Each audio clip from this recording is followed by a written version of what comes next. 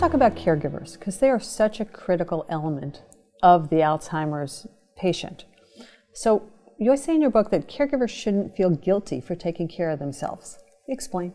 I think caregivers have a 24/7, 365-day a week job, and they don't even know when that job's going to end.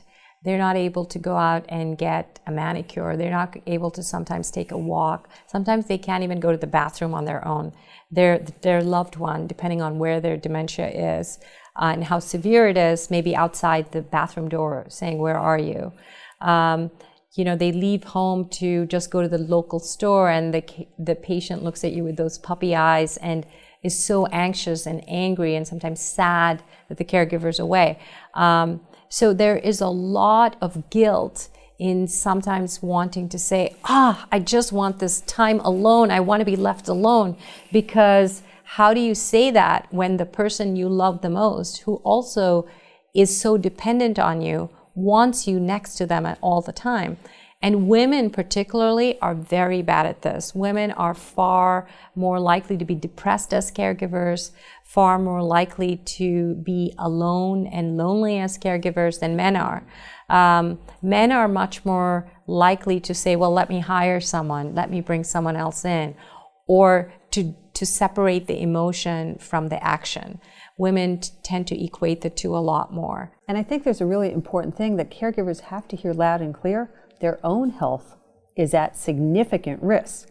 They have risk of illness. They have a much higher risk of their own death if they don't take care of themselves, yes? Yes, that's absolutely true. I always say to caregivers, I care about my patient, but I care about you just as much and sometimes even more, because if anything should happen to you, what's going to happen to our patient? What's going to happen to your loved one? And caregivers don't quite realize that. They're kind of caught in that space of having to take care of the person that they love and not really having to take care of themselves.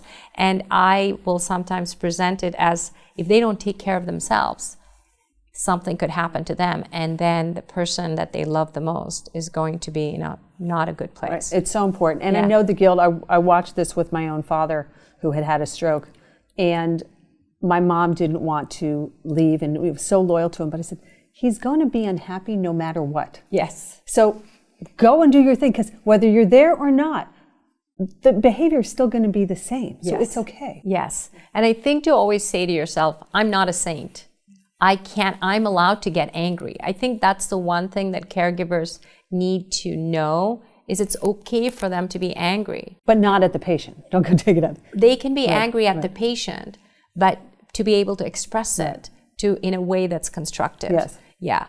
So not obviously to be physically abusive or verbally abusive, but to understand that anger at the situation and anger with this patient who inadvertently put them in this situation is normal. And to say that doesn't make you a bad person, it just makes you a human being. Yeah. It's a lot. It's a lot to process. It's a lot. Yes. And women are traditionally just bad at it, taking care of ourselves. But we're good at taking care of everyone else. Yes. Right. Caregivers, take care of the caregiver. Yeah. All right. Thank you. Thank you.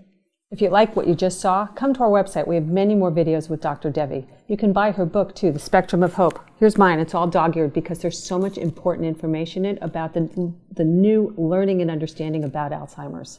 And do me a favor, do that social thing. Let other people know about these very important videos. Come to our website, bottomlineinc.com.